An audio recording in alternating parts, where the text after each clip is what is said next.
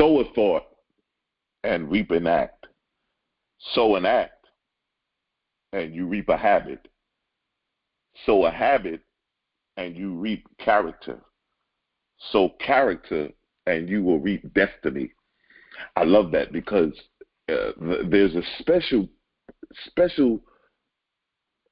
I would say, blessing and advantage to those who understand the power of sowing. That when we sow a thought, we reap an act. And based on the thought that reaps the act, it gives us the opportunity now to take that act, whatever act we do, for every cause there's an effect. And we reap a habit. But then if we sow that habit and continually embrace that habit, we'll begin to reap character. That character that we hold on to, that we sow, will then give us our destiny. And we understand and know that our destiny is not a matter of chance, but it's a matter of choice. Thank you for calling the Millionaires of the Bible series. My name is Issachar Bey. I am the spiritual director of the Temple of Enlightenment International Spiritual Center. And I want to thank you guys for being on the call this morning. I want to first begin to look into this month that we're in. We have been talking about this month of expansion and elevation.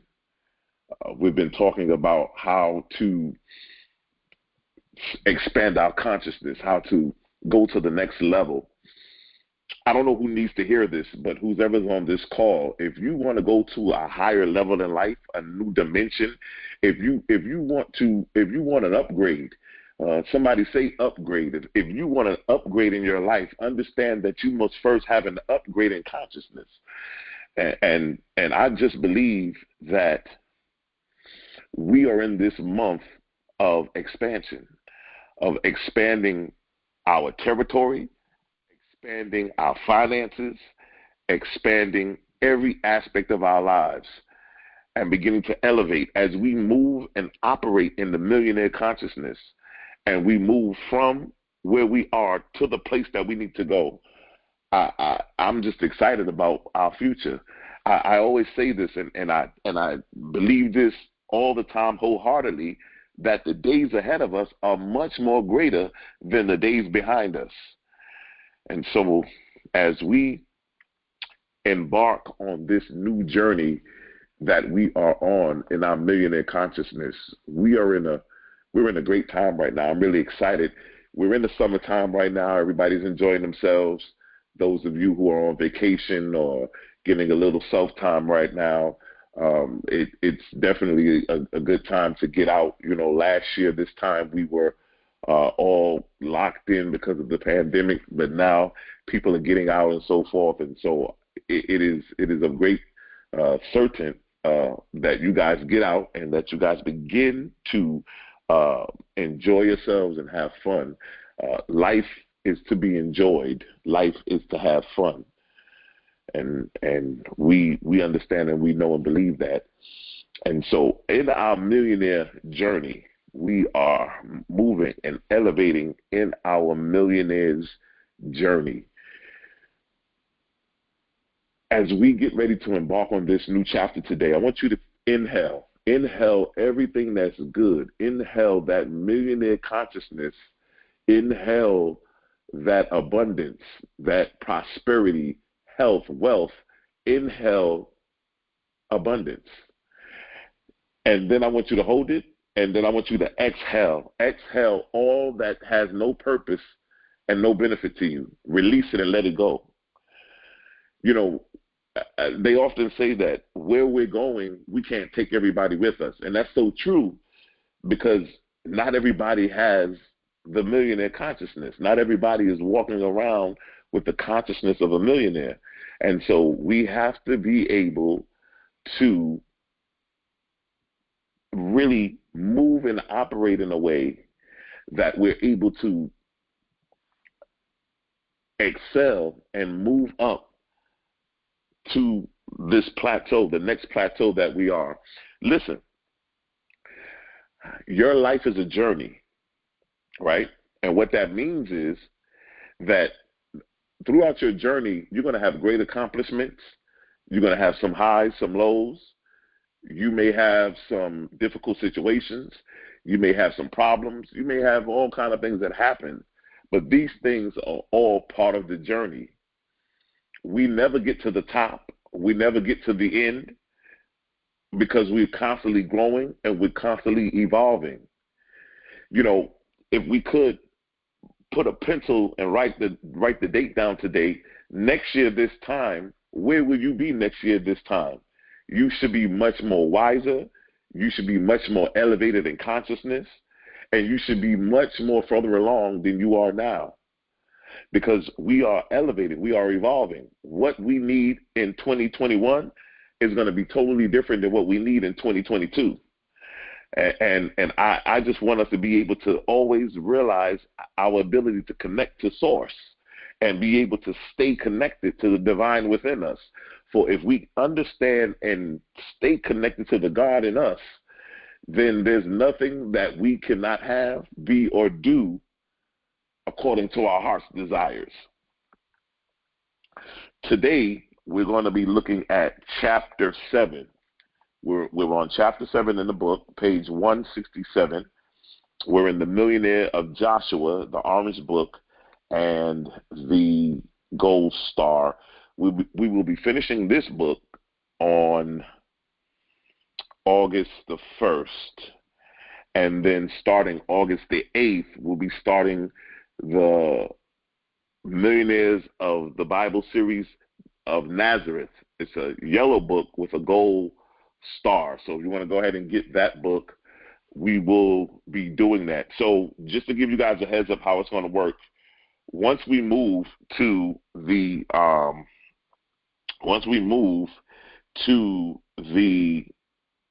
yellow book, I think we will do about maybe 3 or 4 chapters before Reverend Israel returns. When Reverend Israel returns, I'm going to move it to Sunday nights. So we'll still be jumping on the call, Awaken the Light call on Sunday mornings, but I'll be doing the Millionaires of the Bible series on a Sunday night. You guys can listen or hear the replay. So we'll just move it to Sunday nights or Sunday afternoons. You know, I'll probably do Sunday afternoons. Pretty much everybody's pretty good time where I feel like, you know, everybody can jump on a Sunday afternoon or Sunday evening. So I'll probably move it to like Sunday afternoons or Sunday evenings once Reverend Israel comes back. So, you know, I just wanted to give you guys a heads up. So we're excited about his return and his sabbatical rest that he has and everything that he has going on. We send him much love and light.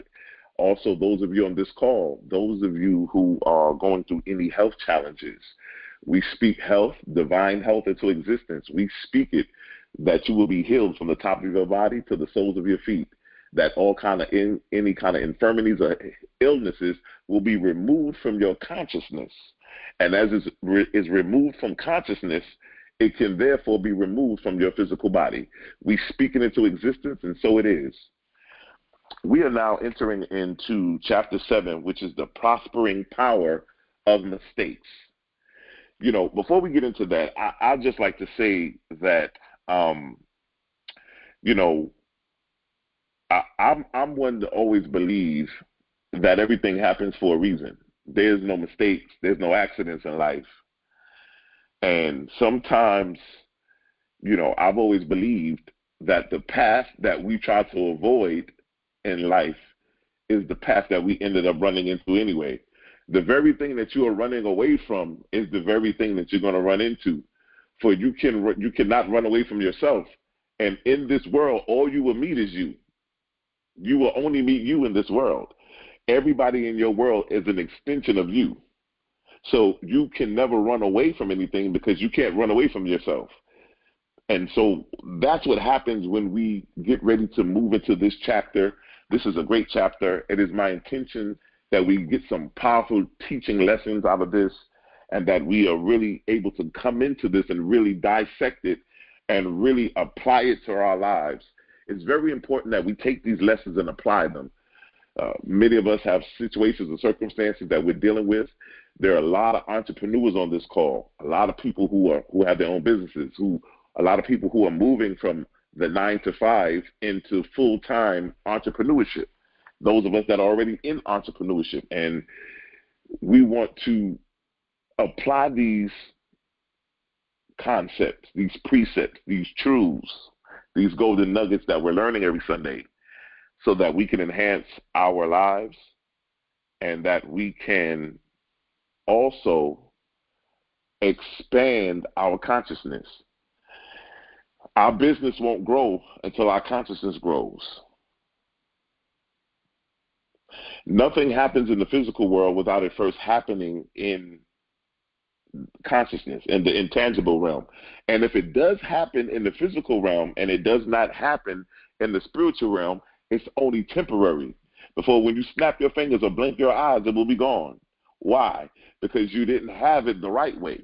You didn't have it. It was only a facade. It wasn't real. But when you have it in the intangible realm, it is therefore real.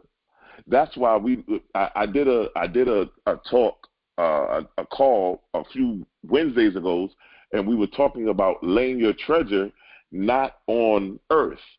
Don't value the earth, the things that can rust and moth and can be stolen from you, but lay your treasures in the intangible realm where they can't be stolen or lost or anything like that. And so we are excited about where we're going and where our life is going to. We're excited about the things that we've been working with. I hope that you guys have still been working with the Will of Life.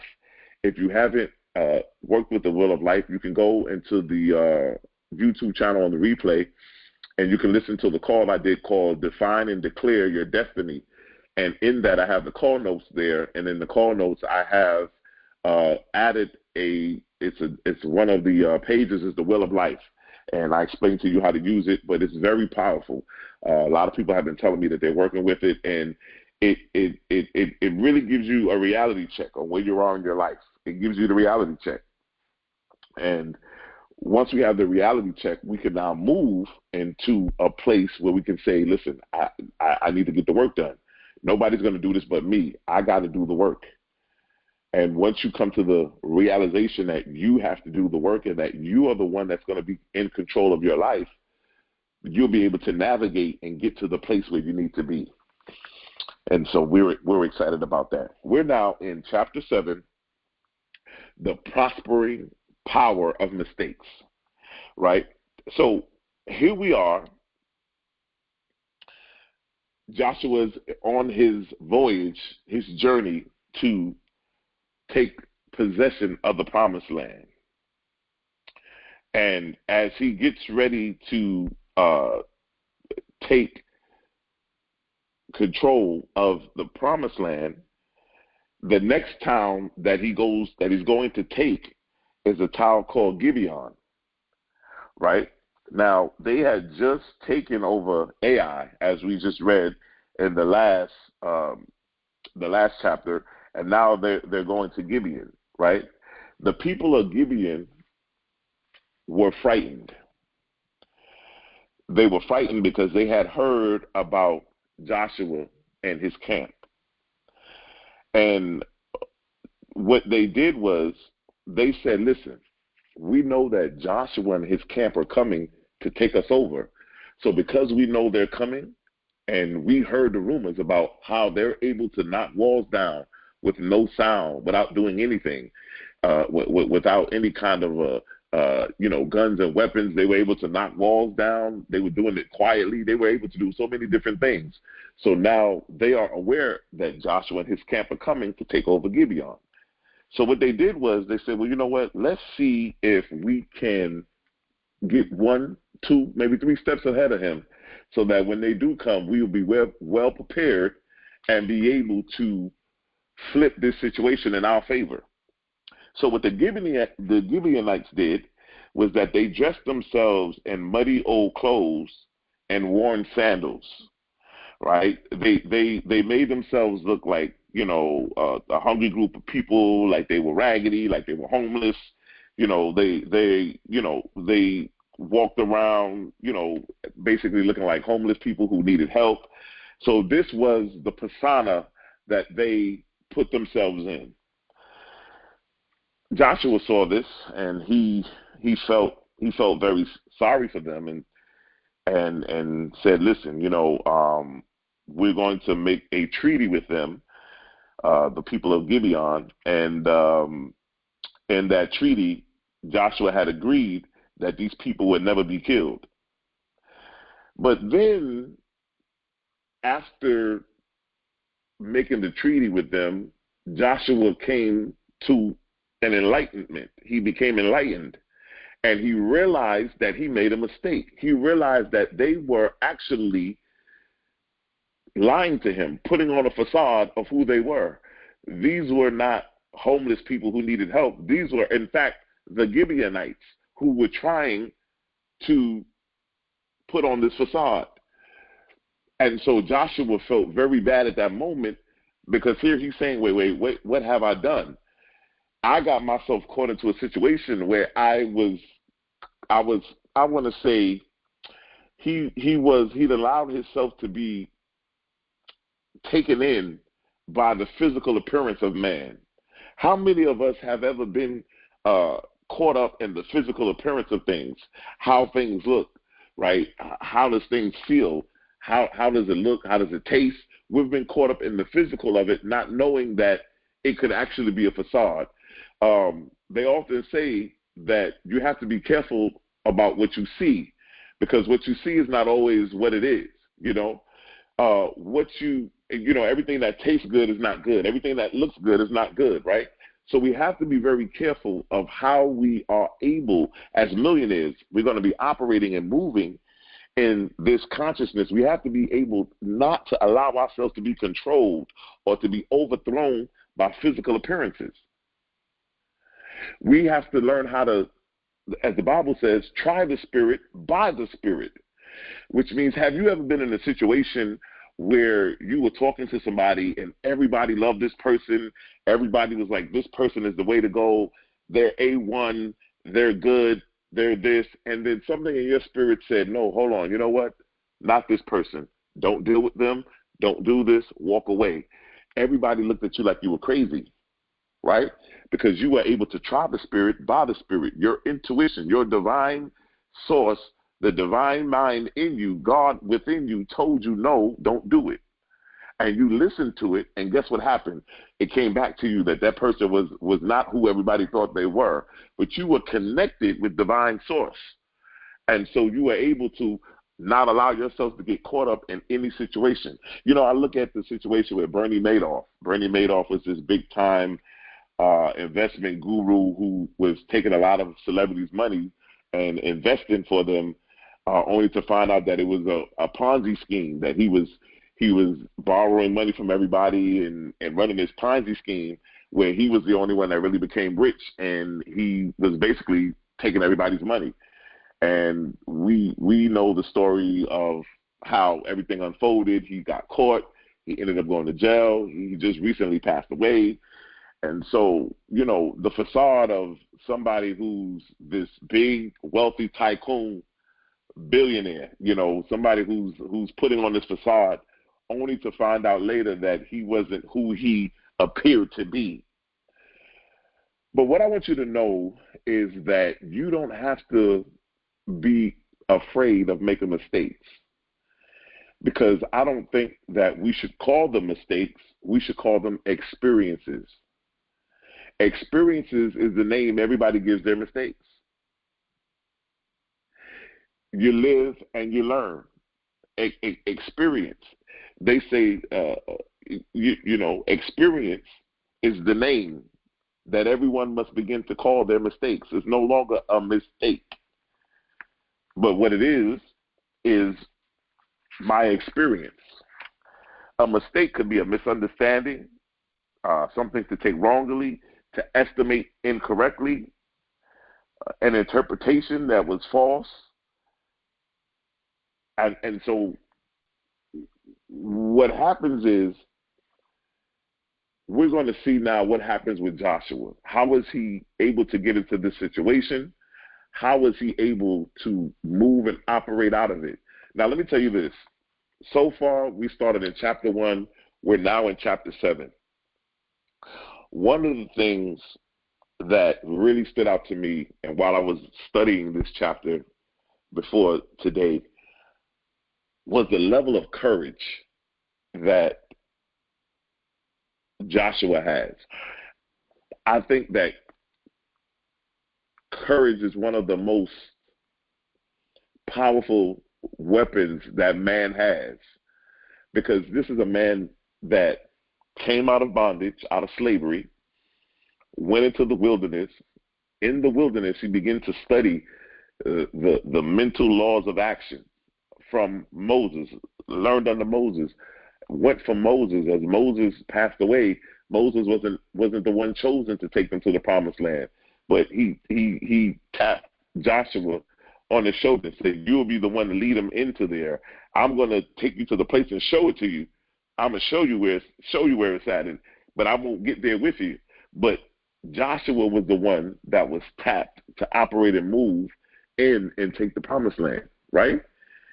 But it takes a lot of courage to be able to grab and become a leader in front of people who may have doubted you, people who may not be fully vested, fully bought into your system, where you're going, what you're doing in life, but to go against all odds and to go in and possess your promised land that was promised to you by God. It takes a lot of courage. You know, greatness in the last analysis, I would say, is largely bravery. Courage is escaping from old ideas and old standards and respecting ways of doing things. We need courage to seek truth when we know it may be painful. You know, when Joshua was going in to take this promised land, and he was going against Jericho, Ai, and all of these, and crossing over the Jordan, he had to have courage, the courage, right, to seek the truth when it could have been painful. It could have turned a different way. You know, not only is he operating in courage, having the courage to stand up and take this step forward in consciousness and to start applying the tools that he was using, not only to take the courage, but to operate in faith. Faith without works is dead, being yet alone.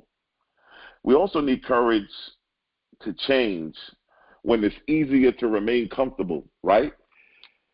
When we're entering into a place where I told you this month of July is a month of expansion and elevation. Some of people are like, you know what? I know he keeps talking about elevation and he keeps talking about expansion, but I'm good where I'm at. I'm good. But it's easier to stay comfortable or to stay where you are as opposed to go into something that's new. But we need the courage to embrace change. We need courage to express our convictions when others challenge us. When we are challenged, we need to have the courage to stand, not to run. Listen, I've learned this a long time ago. Masters stand and face whatever it is that they're dealing with. They don't run.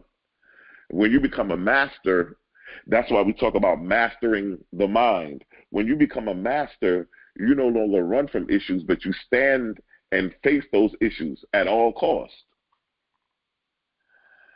We need the courage to overcome obstacles, the obstacles that Joshua and his camp were utilizing, and what they were, every time they were faced with a new city they were about to take over, they had situations and circumstances that were before them.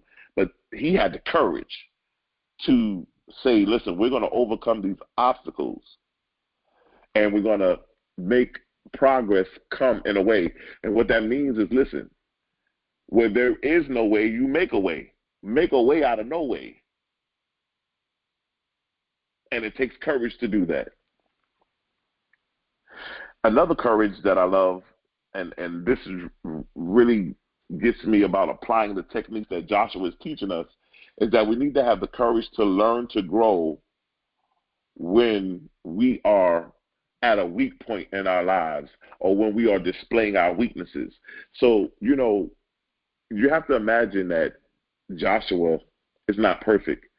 So he didn't do everything right. He wasn't always perfect. He has great strengths, but he also has weaknesses. But having the courage to learn how to expand and grow, even in your time of weakness, even in the time where he may have fell weak. Here he is at a place now where he's been bamboozled. He's been hoodwinked, right?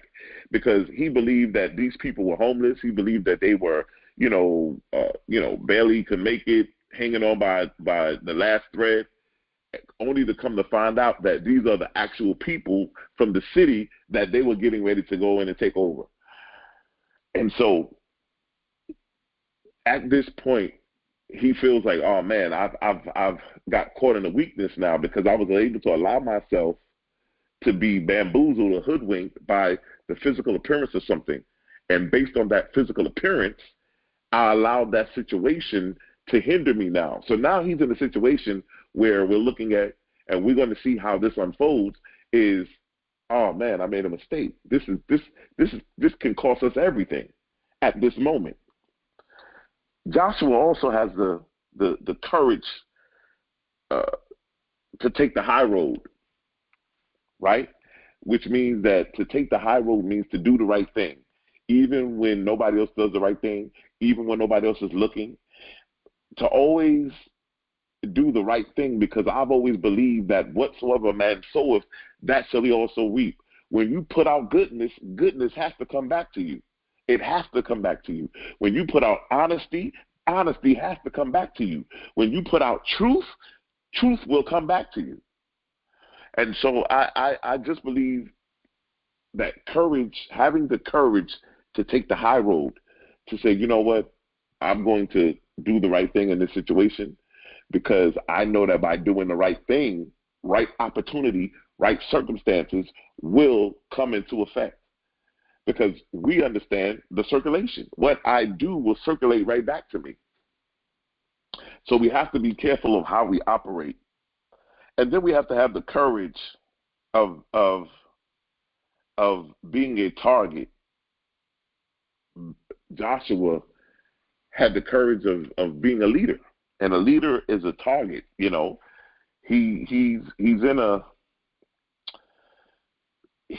in a place where he's trying to figure out how to bounce back from this problem, or what he would say would be a mistake, but it's not really a mistake. It's just another experience that he's encountering. Listen, I said this before, that this month of July is the month of expansion and elevation. But do you know that in your elevation and in your expansion, there may be some mistakes, or should I say experiences, that may take place that you may think are not favorable to you. Just because the situation is not favorable to you doesn't mean that it wasn't divine or that it was not in order. Because in order for something to expand and elevate, it has to be stretched. It has to be some kind of movement done. And so when we begin to look at how we're operating and moving, we have to get to a place where we are operating in a divine courage. I want to say divine courage, intangible courage. Courage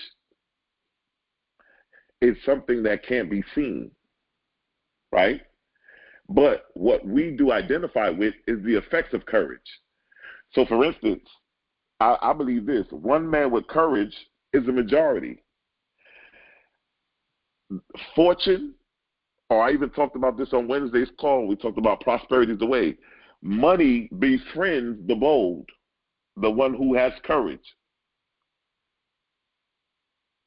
Courage is often nothing more than the power to let go of the familiar.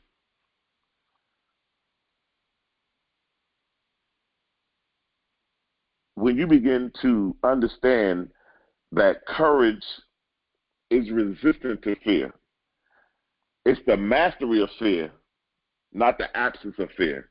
So even in the midst of courage, we see here that Joshua has the courage to go in and possess the land. But because he has the courage to do it, he has the courage to master fear.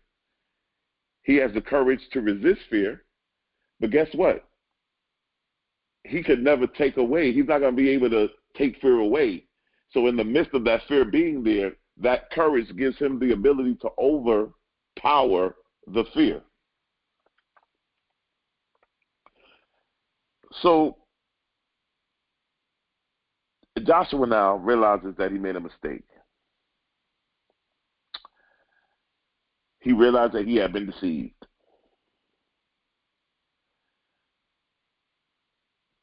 He went in to take the town of Gibeon, right? Gibeon was a prosperous town. It had trade routes of north and south, and the whole entirety of the promised land, as well as the surrounding countries. Because of the thriving trade routes that were open throughout the promised land, they said that it was an unprecedented prosperity. It was unprecedented. It was a large amount of unprecedented prosperity that was available for them. So we see here that after he was deceived, he was in a situation of what should he do. He made an adjustment because they still went in and took the land. But when they went in and took the land, it turned out that the land was a very prosperous land. Whatever you are setting out to do some things in life, and you're putting together your plans and your goals, and you're getting ready to really go out and get your promised land and begin to possess that which you are manifesting, everything that happens is a direct indication of what's going on inside of you. So a lot of things, as I just said earlier, even though they may not look favorable to you, they may not look like they're in the best situation for you, or they don't look like they're beneficial to you, does not mean that they don't play a part of the situation at hand. They play a part. They play a great part in how we are able to unfold and how we are able to expand our consciousness and create our own reality. Joshua here realizes that, hey, we made a mistake, but in the midst of making a mistake, they still were able to go in and seize and take over the town of Gibeon, right? And when they took it over, they realized that, wait a minute, I made a mistake, but it ended up turning out to be in our favor. Have you ever been in a situation where it seems like everything went wrong, but then as everything unfolded, you realize that it was really a blessing in disguise? That's why, listen to this. Whenever you are operating in a millionaire's consciousness and you're manifesting and you're going forward, never determine or look for the way it's going to happen, because you don't want to block your blessing. You want it to always be open. You don't know how the blessing is going to come, but because you are operating in a blessing consciousness and you're operating in a millionaire consciousness, your millions are going to come, but you can't figure out and determine the way that they're going to come, right? So we can't block our blessings. We have to be able to maneuver and adjust so that we are not caught up in not making mistakes. Nobody's perfect. And so we can't walk around and say, oh, man, I can't make a mistake. I have to be extra cautious. Yeah, it's always good to dot every I and cross every T, but at the same time, sometimes making a mistake is good. Sometimes falling down and getting back up is good. Why? Because it shows you your strength. You learn how to fall down. You learn how to get back up. And if you never fell down, you wouldn't know how to get back up. If you've never been poor, you don't know what it is to be rich. If you've never been hungry, you don't know what it is to be full. So sometimes these situations come as teachable moments. I've always said this, that as I go through life, I will never take a loss. I will only take a lesson. That means when situations happen that I thought maybe was not beneficial to me or didn't turn out the way that I thought they should have went, it's not a loss. It was a lesson. I take the lesson and I apply it to my life. Joshua says here, after they take over, he realized, he said, look, man, there are no mistakes in life. There's only experiences.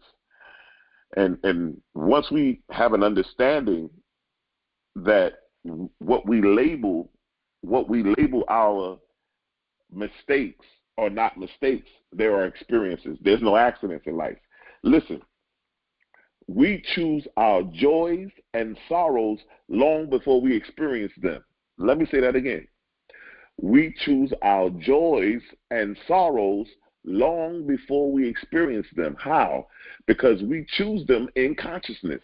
We choose our joys and sorrows. And as we choose them and begin to, as we talked about this earlier, harbor them secretly in consciousness, and sooner or later, the subconscious mind will give us the outer picture and the physical reality of what we have been harboring on secretly, right? We choose our joys and sorrows long before we experience them. What joys and sorrows are you consciously paying for? You only get out of life what you pay for. What are you paying attention to? Gibeon symbolizes a place of sacrifice in which man lets go. It is the Bible says obedience, but the Bible then goes on to say that obedience is always better than sacrifice, right? The town of Gibeon is a place of sacrifice. It's a place of letting things go, of being in a place that says, listen, you know, I'm at a place now where I need to let some things go. I need to be able to move some things around and let some things go. Let it go. Don't hold on to it. This is the place to let things go. As you move into your millionaire consciousness and you continue to go into your journey, you apply these levels of consciousness and you keep moving and elevating. You keep moving and elevating. And you're moving to your target, what your target goal is. What is it that you're aiming for? Making sure that you aim, but that we don't sin. Because sin means to miss the mark. So I got to be able to hit my target and begin to move in that consciousness. You know, one of the things that I love about being able to learn from our experiences is that our experiences gives us wisdom, gives us knowledge, gives us understanding. You know, when I see people who have went through life and they say, you know what, I went through a whole lot of life. I went through so many situations. I could write a book. And I tell them all the time, I think you should write a book, because your wisdom, your experiences, what you thought were mistakes, what you thought were accidents, were really experiences. And those experiences can enlighten and help somebody else. Those experiences can actually help somebody who's going through the same thing that you are going through and how to overcome it, because you were able to overcome. You're here today, standing tall. Whatever you went through didn't kill you. It only made you stronger. I want to read something here. This is an essay, a little part of the essay that was written by Ralph Waldo Emerson. And this is from an essay entitled Compensation. It says, our strength grows out of our weakness.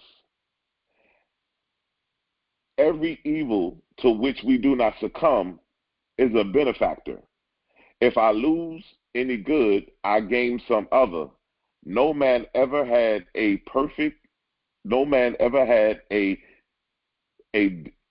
deficit that was not somewhere made useful to him.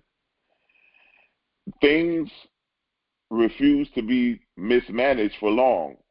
For every apparent failure, there is also an equal success.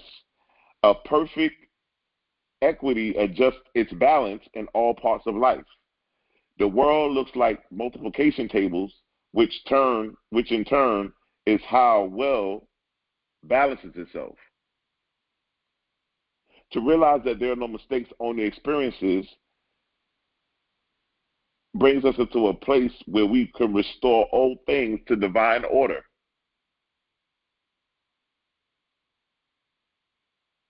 God's universal good extends into every department of our lives, even in what we call the apparent mistakes.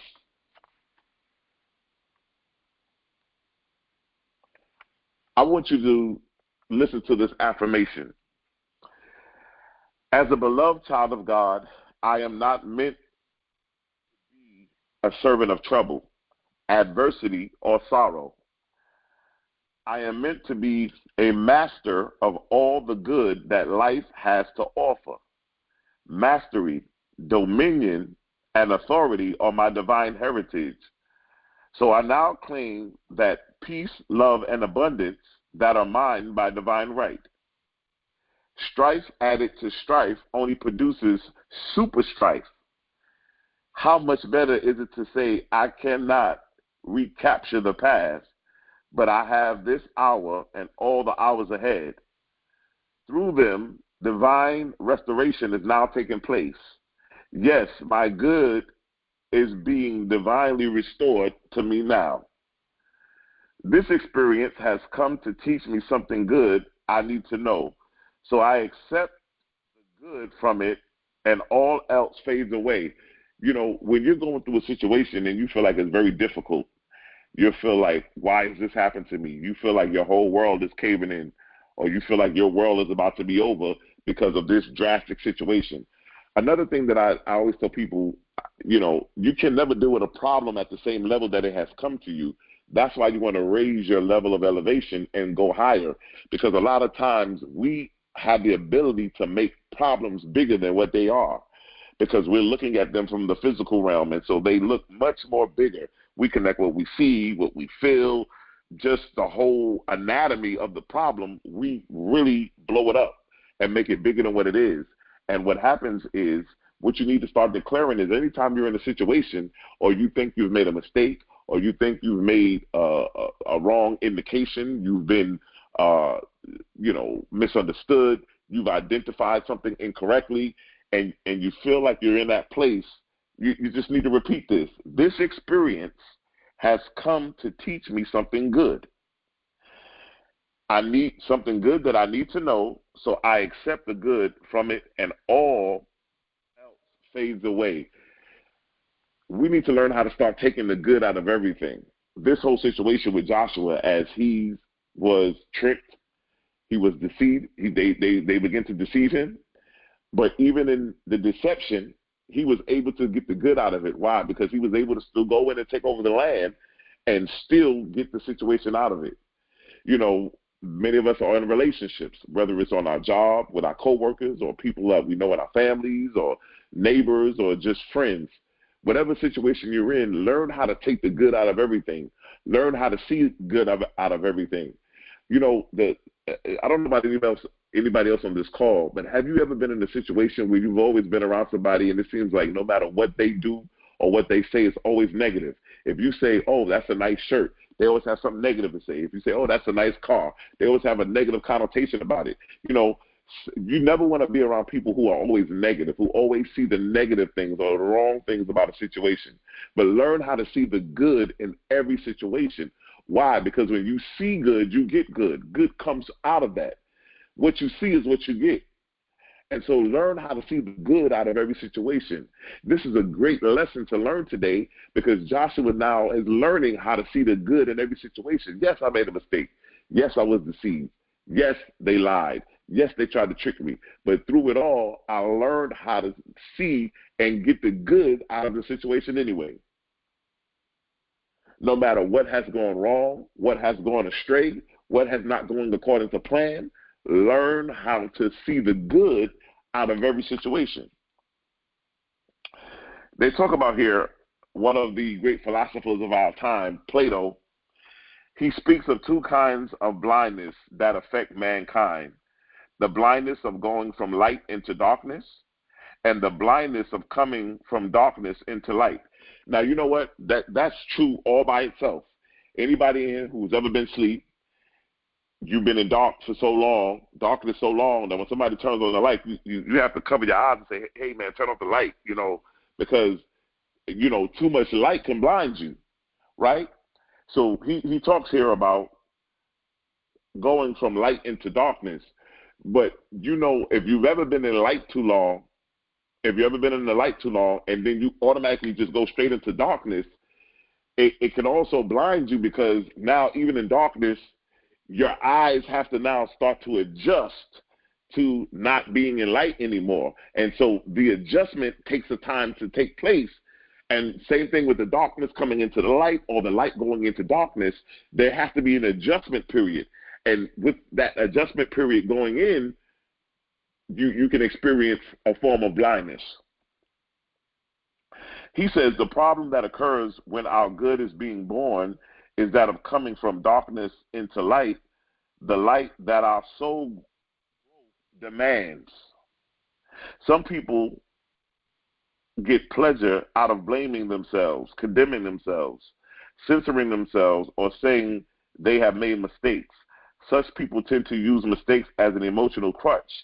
They need emotion. They need to feed the emotional or the negative spirit experiences. They use those mistakes as an excuse for failure, right? So we have to learn not how to condemn ourselves, not to beat yourself down, but it brings us back to what I just talked about earlier, the courage. Having the courage to take a stand, to say, you know what, I did make a mistake. I'm going to own it. I made a mistake, but guess what?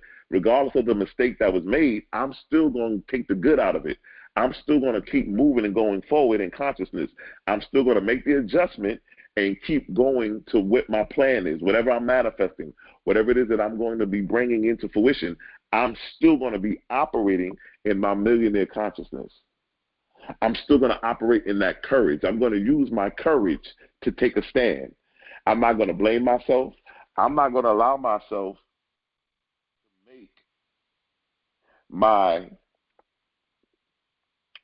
emotional mistakes a crutch. I'm not going to use them as a crutch to say, oh, I made a mistake. So, because I made a mistake, I can be in this situation, and this is the reason why, I can't excel, or this is the reason why I can't progress, because of the mistakes that I made. Everybody makes mistakes. Everybody makes a mistake. And regardless of the mistake that you make, understand that those mistakes, you will look back when you, 5 years from now, 10 years from now, you'll look back and say, you know what? I was glad that I made that mistake, because that mistake showed me something. I got a lesson out of it. It began to show me something about myself that I didn't know. It began to reveal myself to me. See, when you get into a mistake, or you make a mistake and get into these situations, or what we call experiences, they teach you about you. They begin to open up your eyes and show you who you really are. I say this all the time. You will never know how strong your tea bag is until it's placed in hot water. Once you understand that the essence of that analogy, you will begin to look at this from a perspective that says, I have to have the courage to take a stand, the courage to lead, the courage to fall and get up, the courage to make a mistake, the courage to turn my weaknesses into strengths, the courage to keep going when it looks like everything else is against me, the courage to keep going when I may not have all the resources, or when I may not have what I think I need, but to keep going forward. When you realize that there's no such thing as you failing is not an option. And so with failure not being an option, what that means is, some people call it failing. They said, oh, I just keep failing. I can't do it. I don't look at failing as an option. What I look at it is that you're just learning that there's different ways of how to get this done, whatever it is that you're trying to do. Failure can never be an option, because failure means that you're done, you're giving up. There is no such thing as failure. Failure is not an option. The only option is to actually bring this into fruition. There is no option of failure. And when we come to that notion in our minds and we meditate on that failure is not an option, you can come out and say and begin to meditate and begin to write out your affirmation and begin to say failure is not an option, because I operate in consciousness, and my consciousness therefore is connected to courage. And because of the courage that I have, I know that that's not an option for me. It can never be an option, which means that it's not in my consciousness, and I'm not looking at it as a crutch. But I am consciously connected to success. Nothing is evil that brings forth good. I rename the experience as success. That means whatever experience that I'm dealing with, if it has a negative connotation, I'll now rename it success. I draw from the good from all apparent mistakes of the past or the present. Something good comes my way from each experience. The God in me, goodness, is all powerful. So I pronounce each experience as good. Then I leave it alone. After I call each experience good, I therefore release it and let it go. The goodness of God in me now extends into every department of my life. For every apparent failure, there is an equal success. God makes no mistakes and produces no failures.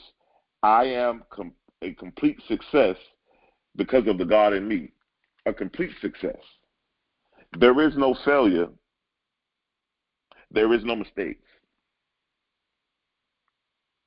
There is no failure. There is no mistakes.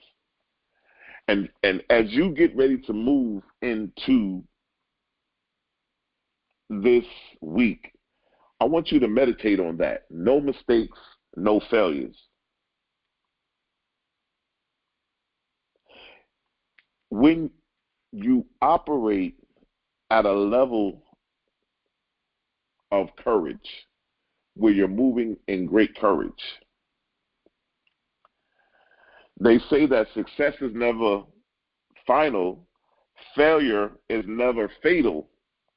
It is courage that counts. The great quote by Winston Churchill.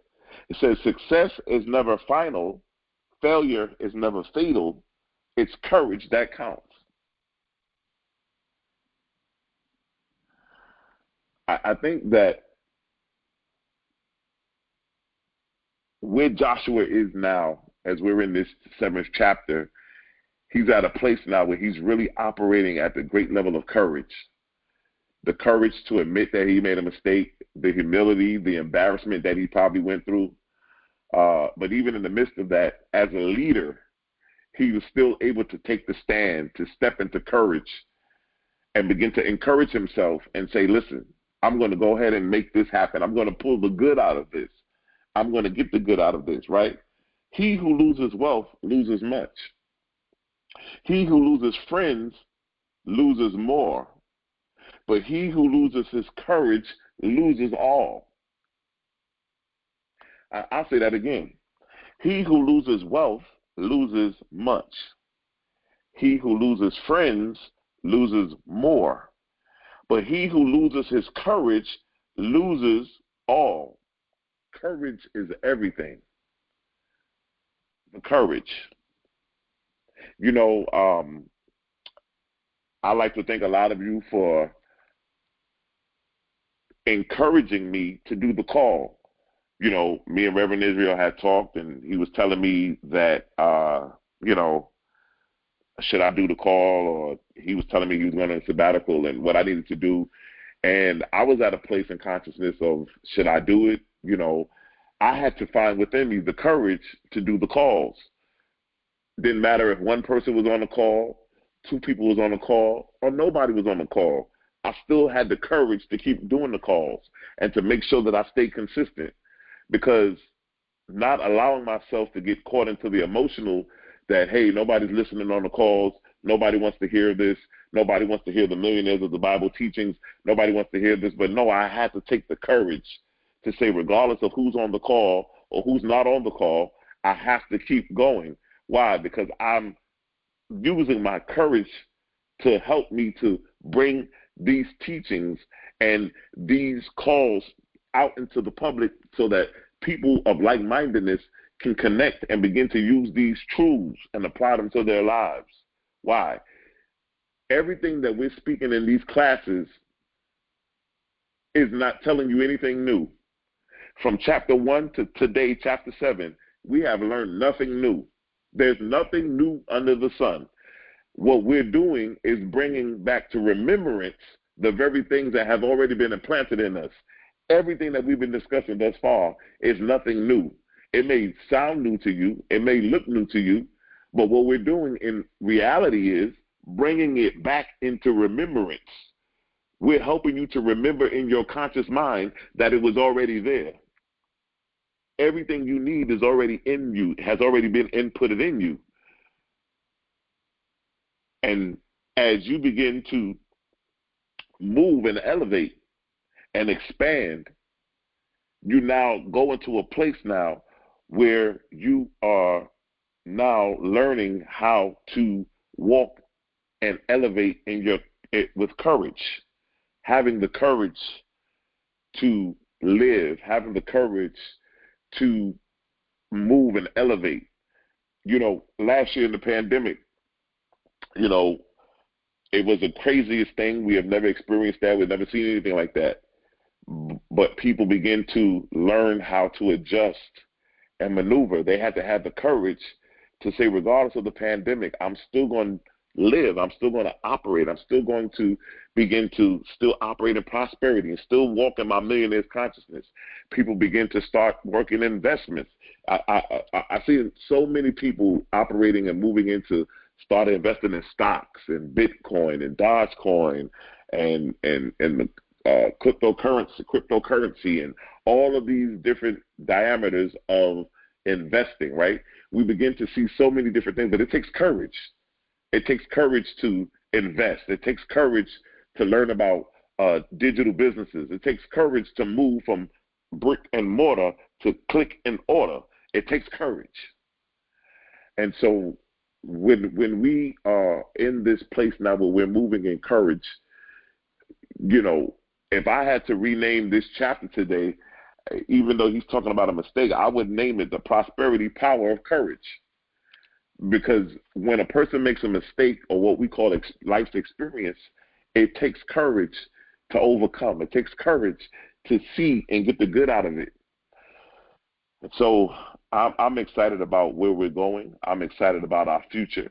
I hope that you guys were able to really get some good teachings, some good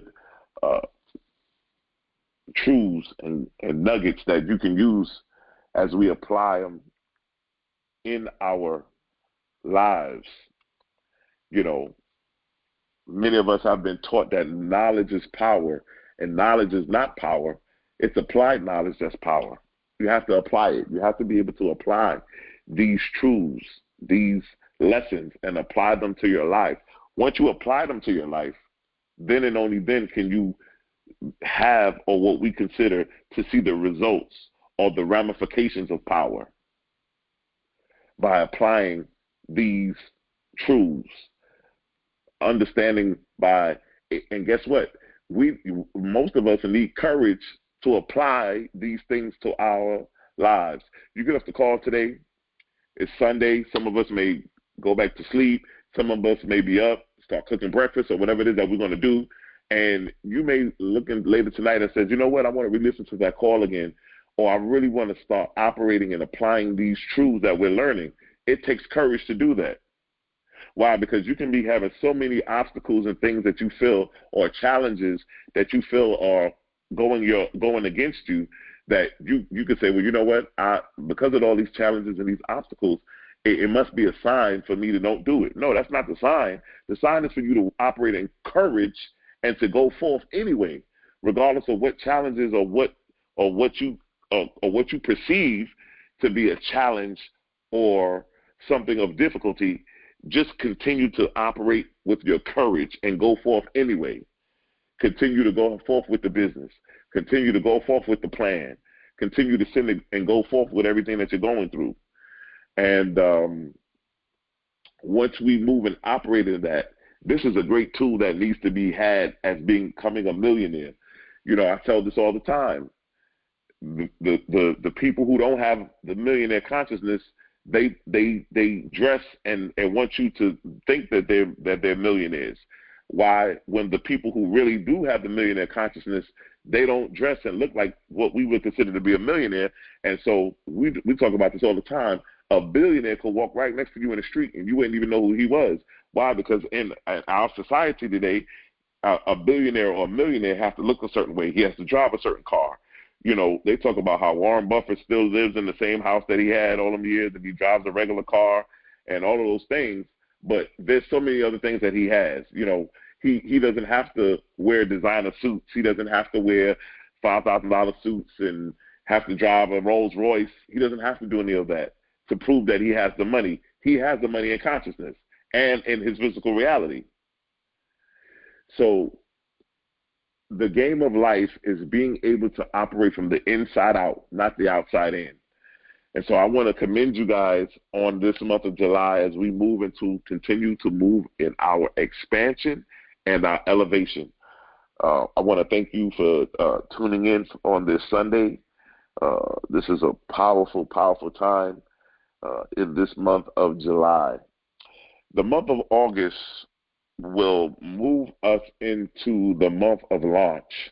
And let me say that to y'all. Anybody who's thinking about launching anything, anybody who's thinking about starting anything new, anybody that wants to really just, I don't know if you want to start a business or put something out new or begin anything new, you're going to want to try to set it up to be able to be launched in August. So we want to look at August as being our manifestation month of really launching, giving birth, of really putting those things in perspective. I'm actually working on a series. It's going to be a coaching series, and it's going to be entitled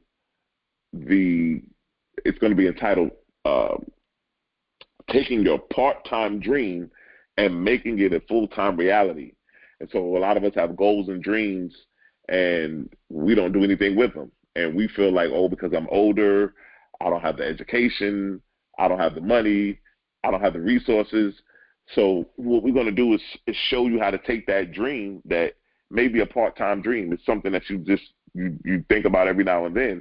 But we want to get together and take that part-time dream and make it your full-time reality.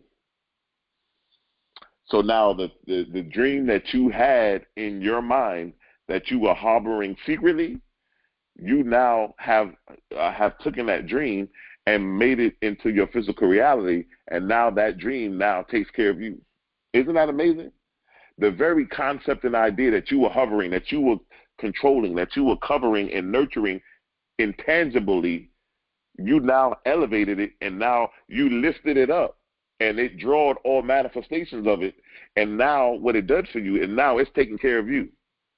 That's absolutely amazing. And so we're going to be working on that series coming up, and so we really are excited about everything that's coming. Those of you that didn't get on last week Wednesday's call, it was very good. We talked about prosperity is the way. If you missed that call, definitely go to the YouTube page, the Temple of Enlightenment, and subscribe, like, and share. When you subscribe, every time we post any of the playback or the replay calls, you automatically get a notification that something new has been added. So you can go ahead and watch that, but definitely go ahead and subscribe. We want to now move into our circulation part of the call. Why do we call it the circulation part? Because we understand and know that what we operate or what we move in circulation comes back to us 100-fold, right? Whatever we release, whatever we sow, whether it's money, whether it's time, whether it's energy, we speak it into existence that it will come back to us at a 100-fold return. Every Sunday thus far, we've been operating with the millionaire seed. the millionaire seed of $37.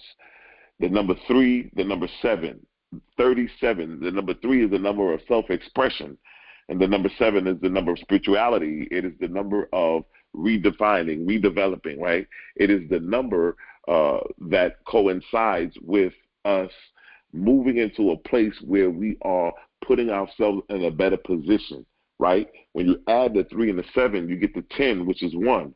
The number 1 is the number of new beginnings. It is the number of building foundation. It is the number of self-identity, self-awareness, right?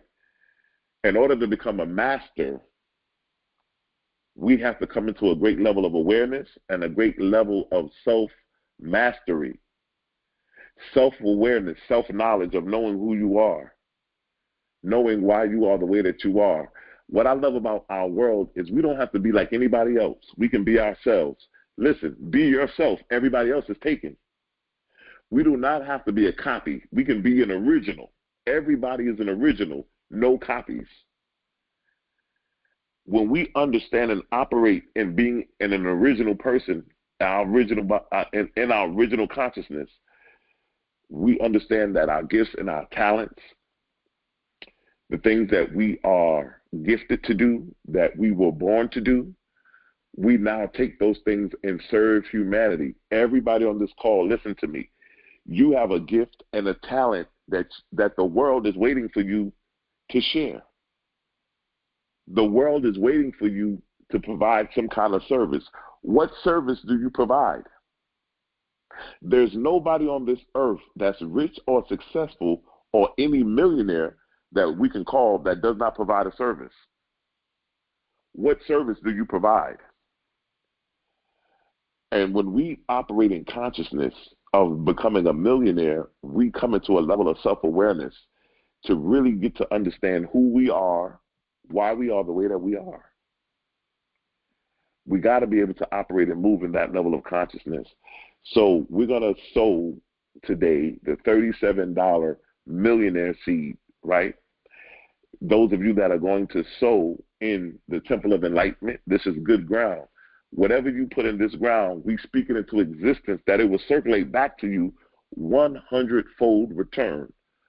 Who you sustain will always determine how you get maintained. And so those of you that are going to do Cash App, it's going to be $TOESC.